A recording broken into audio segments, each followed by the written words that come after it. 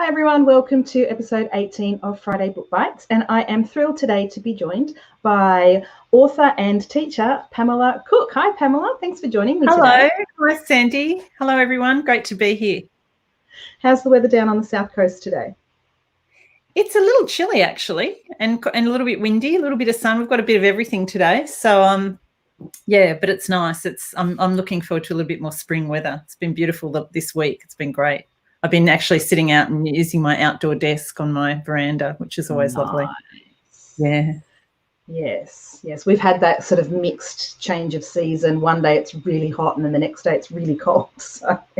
I know. It's my family always say to me, because I've been saying, I can't wait for summer, and then the girls always say to me, Mum, you're going to be whinging as soon as summer comes. You've whinged about winter, and then it'll be too hot. So, and they're probably right. Probably, yeah, we're never happy. We're going to have a good old chat today, but before we do, Pamela, I'm just going to pop up the details of the giveaway because I'm notorious for forgetting these things if I don't do them straight away. So for anyone who leaves a comment or asks a question, either today during the live stream or up until midday Saturday Sydney time, you'll go in the running to win a copy of Pamela's beautiful women's fiction novel, Cross My Heart. There it is there. So that's something you definitely want to win. So make sure you do make a comment for us today. But we are going to talk today about writing groups and the value of them. And you, Pamela, have done pretty much everything there is to do in publishing. You have been traditionally published, indie published. Yeah. You have a wonderful podcast called Rights for Women. You have been involved in the Storyfest Writers Festival, and you also teach writing and mentor. So I imagine you've seen it all when it comes to writers groups and been on both sides of them, both as a writer and as a teacher. What do you think are the best and the worst things about a writers group?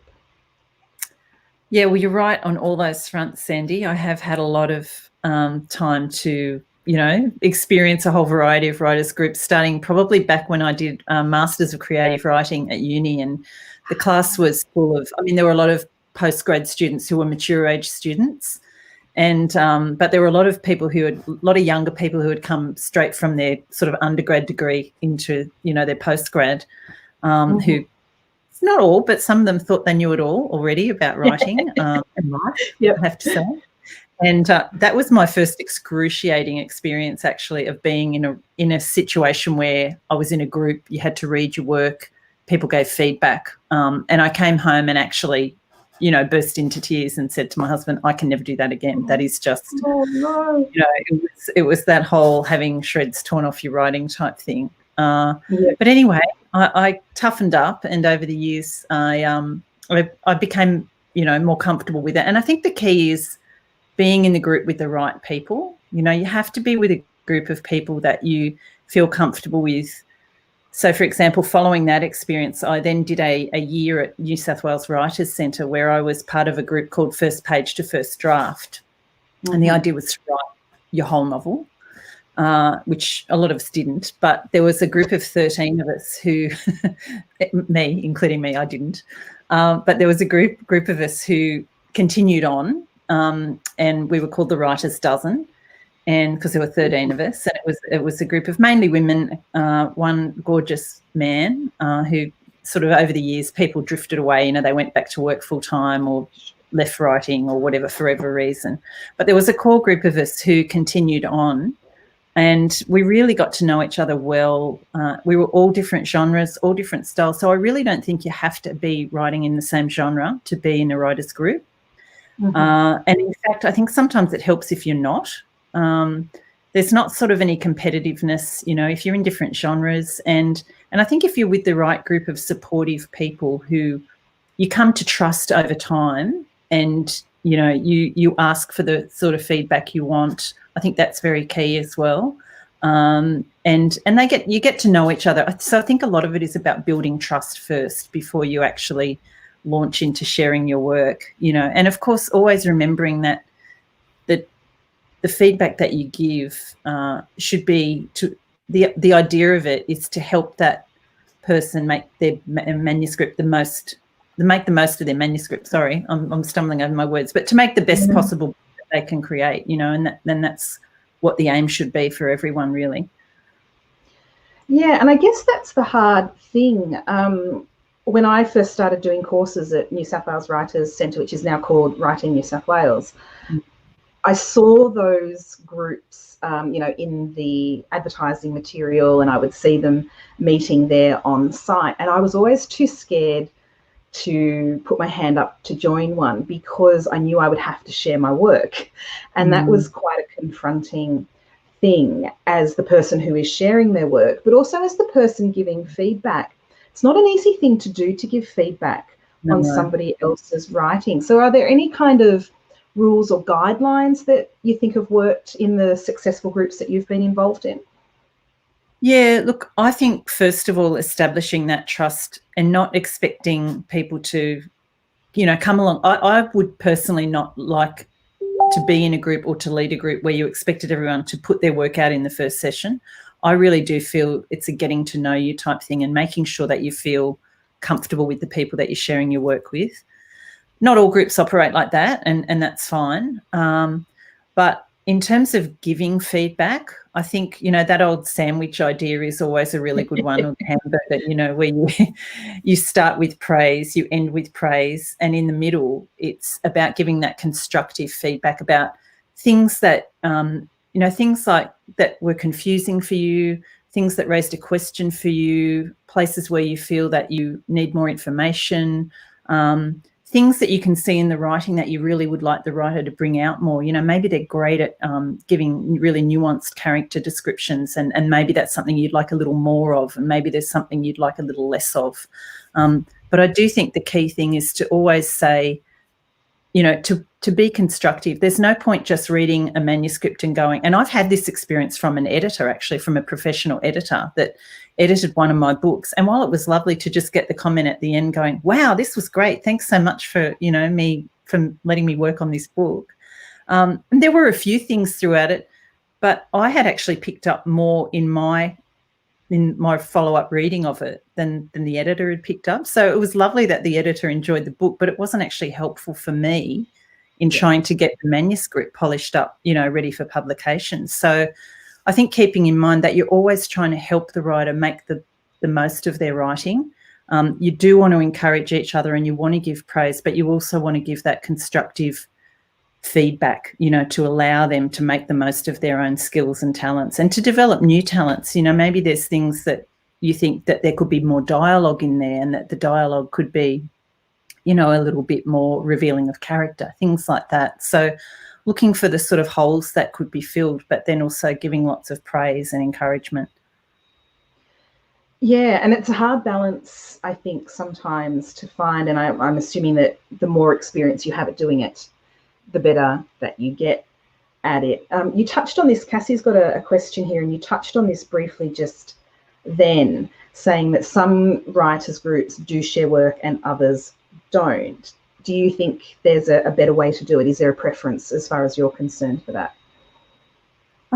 Look, hi, Cassie. Look, personally, I really want to get, if I'm in a writers' group, I want to get that feedback from the group. The writers group that I'm currently in, which we can hopefully talk about a little bit more in a while, we don't always share work when we meet face to face, but if we have like a blurb or we have a chapter or a scene that we're not sure about or we're not sure that's working, we might send it around by email so that people have time to actually read it and think about it. Sure. And, give that sort of really well-considered feedback. And we do actually then, also read when we need to read each other's full manuscripts. Personally, I think sharing the work and getting feedback from people that you really respect in terms of their opinion, not just as readers, but as writers, I think you're looking for both, that idea that, as a writer, we are readers, so we can give feedback from that point of view, but then we can also see things as writers that might not be working as well. So personally, I think it's great to share work and, either face-to-face or, around by email or whatever. Yeah, and I think that's actually two very different skills, reading something as a reader and reading something as a writer, because you notice different things when you're in those reads, and I like to have both someone who is just a straight out reader read my work before it goes to the publisher, and someone who's a writer, because they pick up very different things. Yeah, I think we get very picky as writers, which is great. But, you know, like just this week I was reading a blurb from someone in my own writing group, and actually reading the whole manuscript, and there were little things, and I said to her when I was giving the feedback, you know, I'm really being nitpicky here, and if I was just a general reader, I probably would not even notice this, you know, I'd skim over it. But I guess as writers, you know, we're trying to make every word perfect and get it as good as it can be. Yeah. And other than the sharing of work, which is obviously a very valuable part of being in a writers group, are there other advantages to being in a writers group, not just sharing work? Yeah, absolutely. Look, I think for me over the years, being in a writers group and having the support of people who understand what it's like to submit work, to be waiting, because we do so much waiting in this industry, to get rejections or to get, you know, maybe not very good sales figures or something like that, to have the support of other people who know what that feels like, I think is really important, because your family can, you know, maybe if you have a rejection or whatever, your family can commiserate and, oh, yeah, you know, yeah, oh, well, just get on with it, write the next one. But I don't think they really understand, you know, that emotional response that we have. Yeah, Penelope Janusz just said writing angst, which impends in my writing group. So yeah, we're well aware of each other's writing angst. Hey, Pen. Yeah, when you need that support. And on the other hand, I think it's great to be able to celebrate, you know, when you sign that contract or when you get great feedback from a reader, or just to, you know, share with someone, hey, look at this fantastic review I got on Goodreads. You know, you probably wouldn't say that to someone else, but to be able to say it to someone in your writing group and for them to understand, you know, how wonderful that is, I think that's invaluable. And the other thing too is we all have different skills as writers. So, you know, some people are really skilled at dialogue, some are really skilled at the marketing side, some are really skilled at, you know, outlining and plotting and all that sort of thing. And you can really learn from each other in those respects. So we do a lot of talk. We do a lot of talk about a lot of things in our writing group, but we do a lot of writing talk, and a lot of that is around, you know, craft and sort of sharing ideas that we've picked up from what we've read or online or whatever. And so I think that's a really important element of the group as well. Mm-hmm. You've mentioned your writing group, and Pen is a member of your writing group. You've got some pretty fantastic people in your writing group. How did you guys get together? Is this from that Writers Centre group, or? Yeah, so originally, yeah, it came from the Writers Dozen, and that group, as I said, started probably back in around 2005. So it's been going for a long time. Over the years, it did whittle down. You know, we started at 13, and it whittled down. It got to the point where there was about 4 of us, and we were meeting up until COVID hit. We've been meeting every fortnight all that time at the Writers Centre, Writing New South Wales. I'm the only one on the south side for some reason. Everybody else in the group over all the years has been north, and I think we've got one in the west now. But I think of that group now, we have 1, 2, 3 original members from the 13. And then just gradually, probably over about the last 5 years, it sort of got down to the point where if 1 or 2 people were away, it was sort of pointless meeting, and we felt that we just needed to boost our numbers. And we'd met, so somebody else who was in the group had met Ray Cairns, who at a writers' festival, Sydney Writers' Festival, and I'd also met Ray that same festival. So Ray joined us, and then just over the last couple of years, we've had the wonderful Penelope Janusz join us, Joanna Nell, Michelle Barraclough, who was runner-up in the Ritual Prize in 2017, Laura Boone, who was actually my publicist at Hachette for a little while, and of course is a wonderful romance writer. So Laura's in the group. Terry Green, who is one of the originals, and myself, and Angela Witten, who is a beautiful literary writer. And Angela can't always join us face to face. She works, you know, during the week and lives out in the Blue Mountains. So, but she gets there when she can. And we've been Zooming over COVID. So it's been wonderful. Yeah, it's a pretty stellar group you've got there. I'd like to be a fly on the wall sometimes, I think. The knowledge between you guys must be Amazing. You've mentioned Zoom, and that actually leads into Tabitha's question that she's got here for us. She wishes she had a writers group, and she's desperate for, you know, a retreat partner or feedback. Do we know of any good online writers groups? And I think that's something that's happening now, particularly with COVID. Yeah, there's lots of stuff going on online. Yeah, I agree, Sandy. Hi, Tabitha. Yeah, look, I think most writers' centres do seem to have, you know, writing groups that they organise, and I'm pretty sure that they are organising, you know, I know Writing New South Wales, I think, some of their groups have gone online. I think Queensland Writers Centre, some of them have gone online. I actually think the best way to do it is to set your own writers group up with people that you know. Like, you can join those writers groups at writers centres, and it's always lovely to meet new people. I guess you just never know, you know, who's going to be in there, and if you can corral a few friends into organising an online writers group, I think that really would be ideal. You know, just contact a few people who you know and you think might be interested. And sometimes if people are in a face-to-face group, they're also happy to be in an online group, you know, to be able to just work at different, you know, in a different way. So yeah, and I do agree. I think you can do a whole lot online, and especially now, like that, we've all become so used to Zoom and to, you know, doing things not face to face. Obviously, face to face, I think, is better if you can do it. So I was running a small writing group, just a local writing group, and it was supposed to be face to face once a month, and then when COVID hit, we went online. So was to run for 6 months. We've had 5 of the 6 meetings online, and we're hoping to have the last one face-to-face in a couple of weeks. But that's been pretty good. And the beautiful thing about that is that you can record the session if somebody can't be there, and you know, you can listen in later. So, and you can always just share work via email, etc. So yeah, Tabitha, by now you will have met so many other authors in your journey, so it might be worth reaching out to a few of them and seeing if they want to join a writers group with you, because it's such an isolating thing being a writer. You know, you're on the page or on the screen a lot all by yourself, and just having that camaraderie as well is a really important thing, I think. Yeah, I know when COVID first hit, you know, and we couldn't meet at Writing New South Wales, we were sort of, because normally we meet once a fortnight, so we started to meet every week on Zoom, you know, because I think everyone was a little bit crazy in the early days. And it was all, life was just, you know, so weird. But and we were, you know, having Friday night writing drinks and things like that. So you know, I just find that if you can really connect with a great group of like-minded people, you know, you become such good friends, and it's just wonderful to have that support. So look, I do know of people who have had bad experiences in writing groups.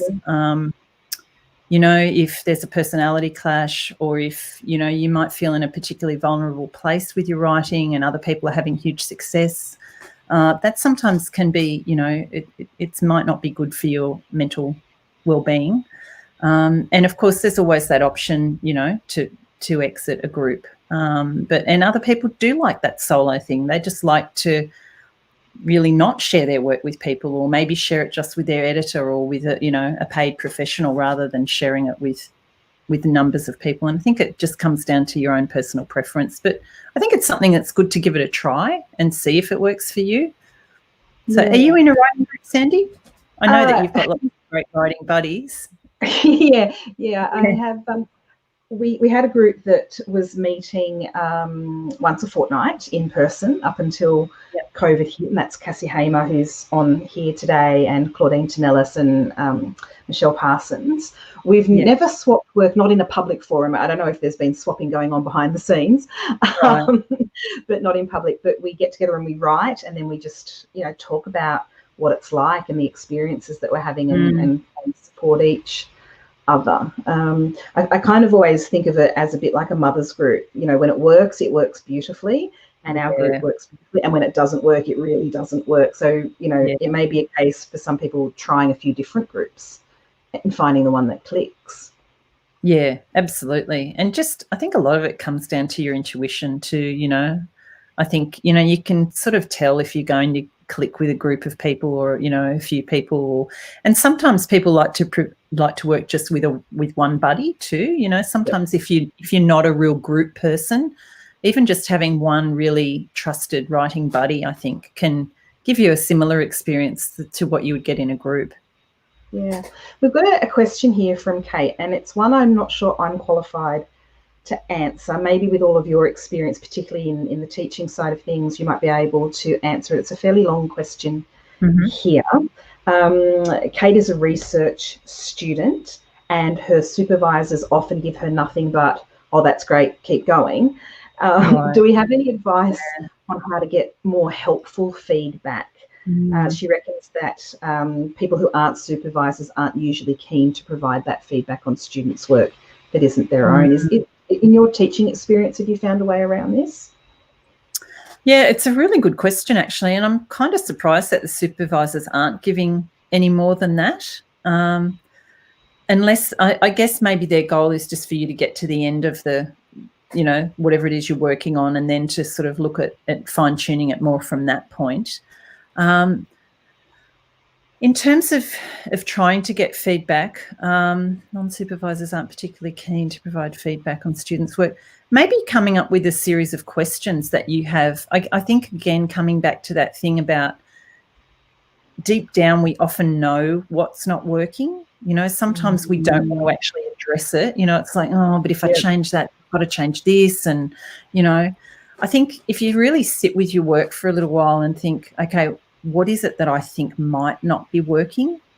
And then frame that into some questions that you can actually, you know, give to people, either maybe to your supervisors, like to actually say, well, these are the things I'm a little concerned about. These are the questions that I have around my work. Could you perhaps give me a little bit of additional feedback on this? Or, you know, if you have one or two people who are sort of doing the same type of thing that you are, maybe if they could read it for you and use the questions to sort of direct the feedback that you feel that you need. And sometimes that will then just start off the conversation, and they might come up with some additional feedback that, you know, that isn't covered specifically by your questions. It's hard when you actually want the feedback and you can't get it. Yeah. The last thing you need is it's fantastic, because nothing's ever perfect. Yeah. And then, of course, it goes to print or something, and you read it back, or you know, or you pick it up and you see straight away that glaring error that was missed. You know, I always hate reading my own work back. It's just, once it's in print, you know, like you sort of do all those reviews, and it's like, okay, no more, take it away. But it's good to try and get as much of that obviously done before it gets to that stage as you can. Yeah. It actually leads us really nicely into Tracy's question, that she has seen readers on Facebook groups very critical when it comes to spelling and grammar errors in what they're reading. What are our thoughts on readers contacting authors about that, and about mentioning it in the reviews? What are your thoughts on this, Pam? You've got a lot more experience than I do. This is a really tricky one, isn't it? It's really tricky. Look, I think it doesn't matter how many times a book is edited, looked at, how many sets of eyes are on it. I would be very surprised if there are any books out there that don't have at least one tiny little error, you know. And I know as a reader, you'll be reading through a book and you'll see a typo, or, you know, a missing full stop or something like that. Look, I think just let those things go, really, and certainly unless it's really blatant and really obvious, or something that you feel is going to really impact on the author, you know, maybe just let it go.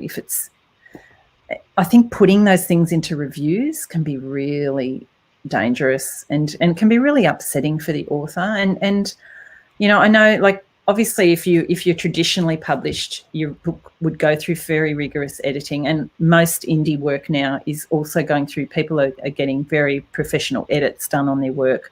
I think there's some indie stuff maybe that's still going out that could be perhaps edited more tightly. But look, once it's out there in print, I just think it's you know, if you don't like it or you feel it affects your reading of the work, maybe just don't read another book by that author. But in terms of actually contacting the author, I think it's very shaky ground. I don't know. What do you think, Sandy? Yeah, there's a couple of ways to look at it. I absolutely don't think it should be in reviews because, as you said, once it's in print, there's not a lot we can do about it. Yeah. And unless it's like every page, multiple errors, it shouldn't interrupt your enjoyment of the book. And that's what a review should be, about the enjoyment of the book. So I don't like it when I see them on reviews. In terms of contacting the authors, I'm like you, unless it's a really glaring, obvious problem, not just a spelling mistake or a misplaced comma or something like that, but something really obvious, I don't mind if a reader lets me know. And I've had that with one of my books. There was a problem with the date. In one of the edits, we had to shift the timeline of the book to make it fit. And we caught nearly all of the world events that were going on around that, but I missed one. And so there is a very major world event that has the wrong date attributed to it. And I was very grateful that the reader contacted me and told me. So in ebooks, we can fix that straight away.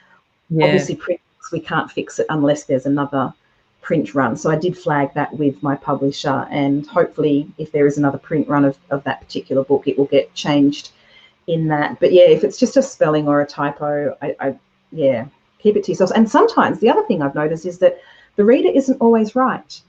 I have had a reader contact me about a grammatical error, and it wasn't an error. They were actually wrong. So, Cassie's comment here in terms of the writing groups that she finds it tricky to give feedback on just one or two chapters because you need the whole context of a novel. Do you find that in your group? Yeah, it can be really hard. I mean, usually in the group we're pretty au fait with at least what the book's about, you know, because we've been working together, or not working together, but we've been aware of the storyline, the development of it.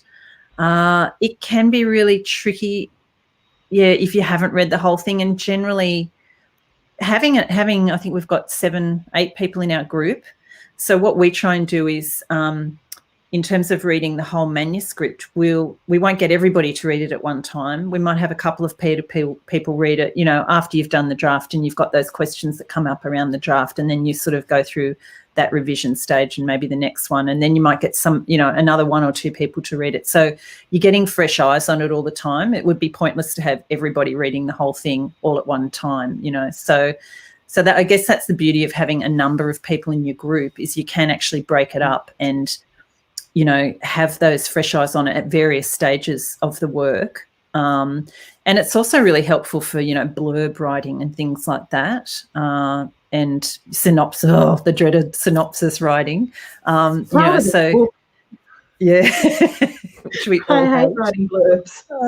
I don't think I know a writer that likes writing synopsis. But yeah, I do agree with Cassie. It can be really tricky if it's just 1 or 2 chapters. I guess in that case, you're sort of commenting more on the really micro details, the dialogue, the description, if it's the opening. Like, I think sometimes commenting just on the opening can be really helpful because, if you're coming to it as a reader, what are the questions that it raises? But then as a writer, you can sometimes see how you could maybe tighten a lot of that sort of thing. So if it's the first few chapters, I think it can be still really useful. But otherwise, it is great to have the whole context. Yeah, absolutely. Now, you did touch on this before, but Kerry may not have been with us when you talked about it. She wants to know whether you think writing groups work better if they're in the same or similar genre, or does it not matter? Yeah.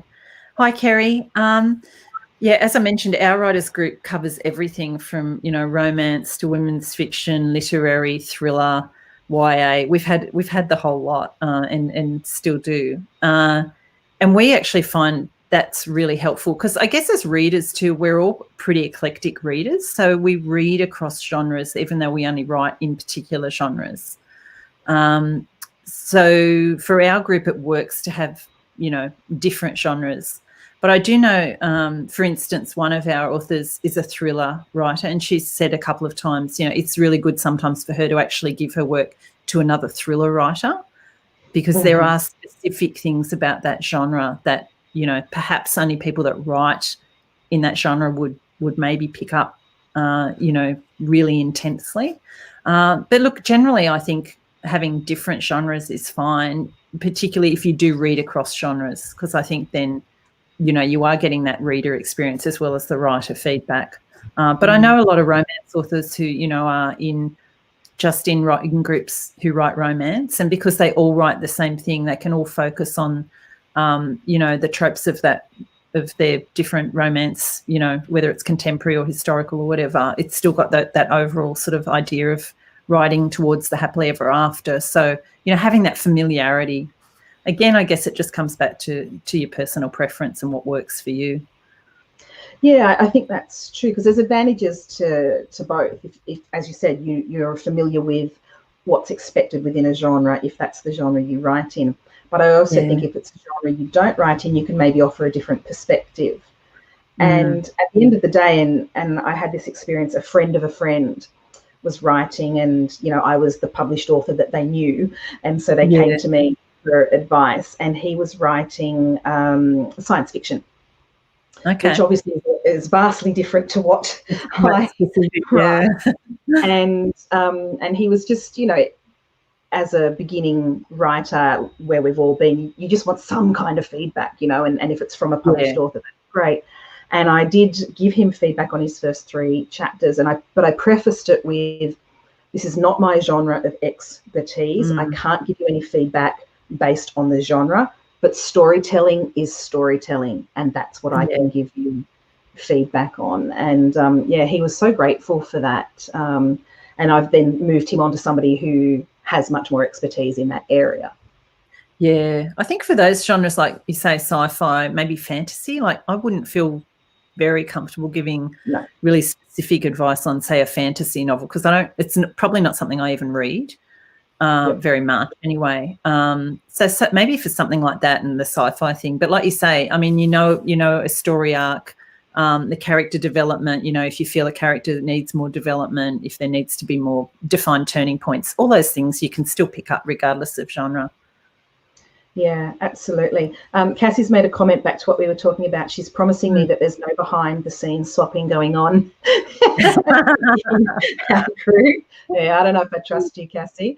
And Claudine, who's also part of our group, says how much she loves our group. Back to Tabitha's question, she lives in rural Boonah, so there may not be a lot of writers around, Tabitha, and this is where the online stuff probably would help in terms of forming a writers group, and she wished she lived closer to me. We can connect online, Tab, any time. Well, Sandy, I know that, you know, the group that you've been part of setting up, the Not So Solitary Scribes, you know, there's probably people within that group maybe who would even be interested in doing some online writing group stuff. So, you know, it's always worth, I think, in those sorts of forums, you know, there's lots of writing groups online, or forums, you know, in groups. So if you're in any of those groups, just reaching out to people and saying, hey, is there anybody who wants to do a little bit of, you know, feedback? That can be a really good way to connect. And that happened in that group this morning, actually. Somebody asked if they were interested in doing some feedback. And the other thing is, you know, you don't know what people are wanting. You know, I would assume that Tabitha wouldn't want a writers group because she's so, you know, accomplished in her own writing. And so, you know, it wouldn't occur to me to say anything to Tabitha about a writers group. Now that I know that she wants one, poor Tab, she's going to be inundated. So. She'll be fighting off the offers. She will be. She will be. Sal Gallagher is part of a writers group. And she said that finding other writers is so important, particularly when you're first starting out, and then later on to get that feedback and inspiration. It is such an important thing. Chrissy's got a comment here. Sometimes it's hard as an aspiring writer to approach a group because you don't believe you have the skills to critique others' work. That's what's kept her from sharing in a group. How do we get over this? We're all plagued with self-doubt. I saw Hannah Richel, who is a hugely successful and accomplished international writer, speak out about how nervous she is because she's out of contract about her next book. You know, so self-doubt comes to us no matter where we are in the journey. Chrissy. What advice would you give to Chrissy in terms of overcoming that and sharing her work? Yeah. Hey, Chrissy. Look, it is hard. And like you say, Sandy, it doesn't matter what stage you're at. You are absolutely riddled with well, I know I am, and I know a lot of people in my group are, at various points. You have the highs and lows, and there's some days where you feel great about your writing, but a lot of the time, you don't. And the self-belief, and keeping that self-belief going can be really, really difficult. Look, I think it comes back to being with people who you trust, and even if they're more experienced than you are as a writer in terms of maybe they've had more books published or they're further down the track towards publication, if you're in the group, you're sort of all cheering each other on, you're wanting each other to succeed, and you can learn from each other, So I would maybe just put your big girl pants on, Chrissy, and and jump out there, if there's a group that you're involved in and you haven't actually taken that step of critiquing each other's work, or even the other thing is just to start with one other person, like I mentioned before, to sort of take those baby steps towards sharing, so that you're not throwing it out there to a big group and feeling that really nervous thing about what are they going to say. Find one other trusted person first that you can do a little bit of sharing with, and then maybe just gradually work out to sharing with a wider group of people. And I think this also comes back to when we were talking about, should you give feedback on a genre that isn't necessarily yours? It's a similar piece of advice here, I think, Chrissy. If you're not as far along the track as those people that you're wanting to share with and talk with, that doesn't mean you've got nothing to offer them. Exactly. You might not be able to talk about technical things, perhaps like voice or how to improve that voice or the dialogue, but you're obviously a reader and you're obviously a writer, and so you can come at it from that perspective, at least in the first instance, I think. Yeah, absolutely. And never discount that, the feedback that you have to offer is not going to be useful. Like you could pick up something that other people have completely missed. So I do think it's really important to realise that, that you're, and Chrissy, I do know Chrissy well, and Chrissy is an accomplished writer herself, and Chrissy, you also are a very experienced reader, and, Chrissy has actually given me feedback on my work in the past, and it's been wonderful. So, just remember that, and when you get that little voice of self-doubt, just try and bash it down. Lock that editor in the cupboard, or that horrible person in the cupboard. Yeah. And here we have some more self-doubt from, again, another accomplished writer. I think we're going to see a pattern coming through here. We're all useless when it comes to believing in ourselves. Cassie says she's reluctant to ask writing friends to provide feedback because she knows that it's such a huge investment of time. It is, but as you've said in your own comment there, Cassie, at some point it's going to come back around, and they will invest that time for you now. You will at one point invest that time for them. Yeah, absolutely. And I think that's where being in a group or even, having a writing buddy does work that way.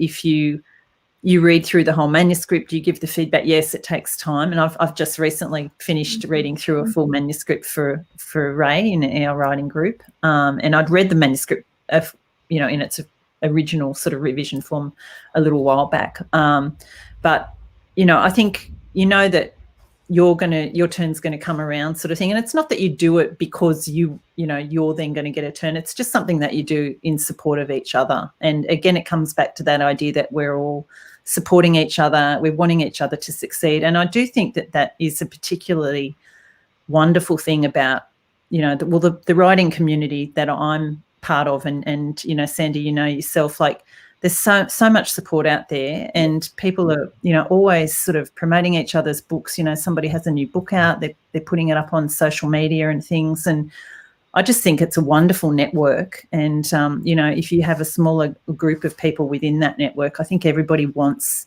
each other to succeed. And it comes back to that whole thing about there's lots of readers and there's lots of books, but you can never have too many. So we're all trying to help each other get get to that next stage, you know, and to get that publication, get the contract, whatever it is, wherever we're at with it. Yeah. And I think also in terms of the time investment, as long as you're upfront about, you know, when you're expecting it or when you think you can get it back. So Liani Kelsall is a critique partner of mine from a long way back. And, you know, whenever she says, oh, can you read this? I'll be like, well, I'm right in the middle of edits now, but if you can wait until then, you know, and sometimes that works for her and sometimes it doesn't, and vice versa when I'm sending her my work. And I think as long as you're upfront about whether you've got the time at that particular point, you know, because when we're on edits, you know, maybe we don't have the time to read somebody else's manuscript. But that's right. Yeah, and I think people understand that, you know, and that's where it is good to have a number of people that you can go to. If one person's really busy, you know, maybe they can do it the next time around for you, you know, and you can ask someone else to do it this time around. So we've got a couple of comments here about the errors and reviews, and Tracy says she never mentions them in hers, and Tabitha agrees with us that, yeah, let the spelling mistakes go and don't put them in the reviews because there ain't nothing we can do about it. That's right. It's out of our hands, and it's only going to give you something else to worry about, you know. And as we've just proven, we worry about things enough as it is with our own self-doubt. And Penny's chimed in on Kerry's question about the different genres. We can always learn something from another genre that might improve our own work, and character is character, whatever the genre. Yeah, for sure. Absolutely. Absolutely. There's been a few congratulations coming through here in the chat, which I'm just going to pop up for Danuka. Danuka is a gorgeous, gorgeous, gorgeous person who I have had the pleasure to get to know, and she's just won the Banjo Prize for an unpublished. I'm so excited for her. Congratulations. Yeah, it's so good. And Danuka is part of a writers group. I've been to her writers group and done a little workshop. I think you probably have too, Pam. We were going to do it when COVID hit. Oh no! And that was a lovely writers group, and I'm sure all of her group are cheering her on at the moment. That's a great example. Oh, sorry, Sandy. I think that's, you know, a classic example of how everybody in the writing community just gets behind someone, you know, when they, you know, I've met Danuka a few times, and I know that she's had work out, you know, trying to achieve publication and stuff. So it's so wonderful to just see, you know, somebody actually reach that goal and to be able to cheer them on. Yeah. And we've got some more self-doubt coming through here. I think maybe these sessions should turn into counselling sessions. Like therapy. I am not qualified, but here we go. Claudine, she's always worried that people will catch her out for the fraud that she thinks she is when she hands over work. And I can tell you, Claudine, that doesn't change the further down the track you get. When I handed my current manuscript into Penguin, I knew it was not in very good shape, and I was so worried that my publisher at Penguin would go, oh, you really can't write, can you? So, no, it's completely natural, and I think it, you know, I don't know of any of the writers I know, they're all plagued with self-doubt, and we all feel like frauds. We all suffer from imposter syndrome. There might be a few out there that sort of get to the stage where, you know, they're hugely accomplished and they're getting their work, you know, published regularly, and they don't sort of have to worry. But honestly, it's just part of the whole process. And I think it's just something that you have to constantly battle. And, you know, there's going to be days where that feeling particularly gets you down. And, you know, it's really interesting. You know what I always find?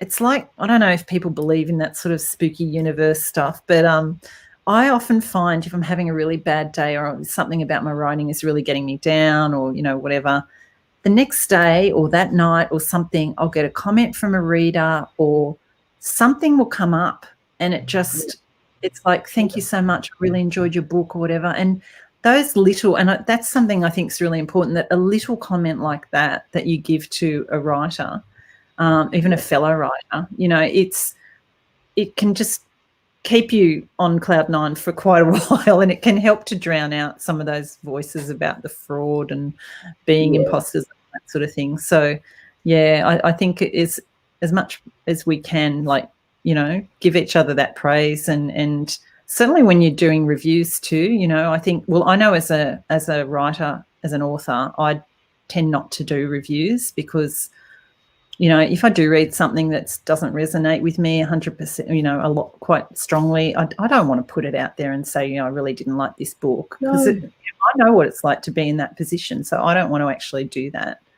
But, there's certainly lots of ways that we can still praise each other and promote each other and help each other out. But, yeah, that imposter syndrome never goes away. Sorry, Claudine. Tab is saying that it's she's grateful that she all writers suffer with it. Yes, Tab, every single one of us. Chris has made a lovely comment here that it takes a whole writing community to raise a book. I love that. It's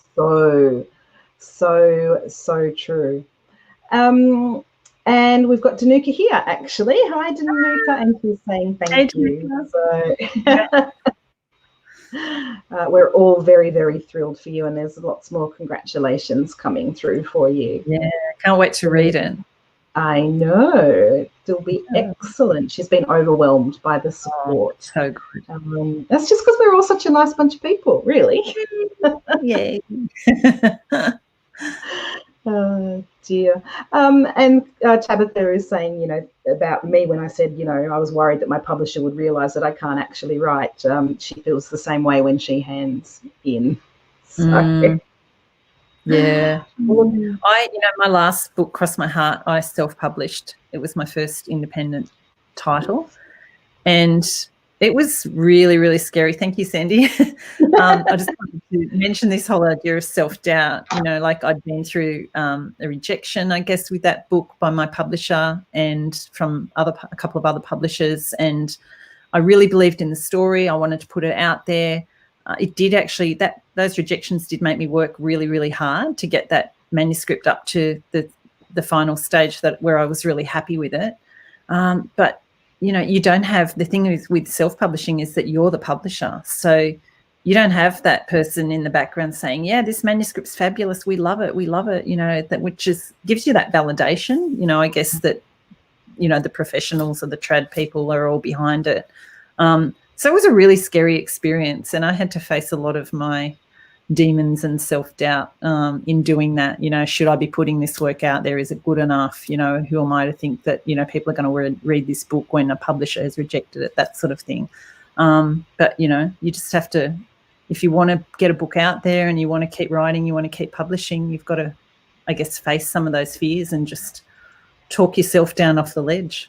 And have your lovely writers group pals talk you down off that ledge as well. Well, yeah, and this is another reason why they're such an invaluable part of the writing life, because you do sometimes need, well, a lot of the times need talking down off. Yeah. And Danuka is agreeing that we are a lovely bunch of people. Thanks, Danuka. All right. I'm conscious of how long I'm keeping you here, Pam. I'm sorry. I'm just going to pop up the details of how people can find you online here. If I can get my technology to work. There we go. So there are some of Pam's books, and also you've got the Rights for Women podcast, and Wild Words is your mentoring writers group. Is that correct? Yeah. So that's sort of my publishing name, I guess. So, I'm doing some just little private mentoring things under that, and just some small writing groups. Yeah. Yep. Mm-hmm. Excellent. And Penny's just praising your book, which is the one that you can win, guys. This is it. This is it right here. Thank you. What is next for you, Pam? Well, interesting you've got those books up on the screen, because Essie's Way, which was my second published book, I have managed to get the rights back for that. And I've just done another very weird revision on that. After having 7 years after it was published, I've actually revised the book again. And I have added some new scenes. So it's a little bit like the, extended version of the movie or the DVD or whatever, I guess. It's been tightened up and some extra scenes put in. It's going to have a new name. So it's going to be called All We Dream, and a new cover. And I'm going to publish that one myself. Oh, thanks, Danuka. Podcast listener. Thank you. So that will be out. I haven't got an exact date, either later this year or early next year. And then I've got a draft of thanks, Chrissy. I've got a draft of a new book, which is untitled, and I'm sort of 3/4 of the way through. And that will be, I don't know what's going to happen with that one. We'll see. But hopefully I'll get the revisions on that finished, sometime early next year, and then see what I'm going to do with it. Yeah. Okay. Was it weird going back to a book 7 years after it was first published? It was so weird. Yeah. You know that thing where I was saying earlier where you just never want to read it once it's in print? Well, I don't, because, you're obviously looking for all the errors. So the first read through was like, there is so much wrong with this book. There are so many errors. And I had to sort of remind myself it was my second published book. It was written to a really, really tight deadline, actually. But I'd always really loved that story, and I'd loved the characters, and it was probably the one of my 4 trad published books that I thought, if I could do it again, that's the one that I'd really love to have another crack at. So it was sort of fortuitous that I got those particular rights back. And it's been really interesting, actually, having, learnt a lot over that time period about writing, and changed my style, I think, a bit as well. Giving it a makeover has actually been a lot of fun. So, I'm actually really happy with the final product. It's actually with Copy Editor now, and hopefully it will be not too long that I'll be able to put it all together and put it out there and do the whole indie thing again. So we will look forward to that. Thank you so much for joining me today, Pam, and thank you so much to everybody else who joined me. Cassie loves her Friday lunches with Sandy and the author of the week. Yeah, I love them too. It's been a lot of fun. I hope everyone has a wonderful weekend. Congratulations on your beautiful cover that came out on Facebook today for your new Yes, book. I was allowed to release it. I've actually been sitting on that cover for about 3 months now. So just behind my computer screen, it's actually been hanging up there for 3 months, and I haven't been allowed to share it yet. So I was very excited to share that this morning. And I'm so grateful to my cover artist. She is amazing. I mean, those covers, look at them, the colours and everything in them are just and just so so on brand, like they've just managed to find this brand, and you've developed your brand, but each of them it's different, but it's still within that branding package. It's great. Yeah, thank you. Yes, I was very excited to share that today. All right, everybody, thank you so much for joining me, and I will see you all next week, where I have another incredibly accomplished writer. It's actually not good for my ego that I get you guys on, but it's a lot of fun, so I do enjoy doing it. So thank you, guys, and I'll see you next week. Thanks, everyone. Thanks so much, Sandy.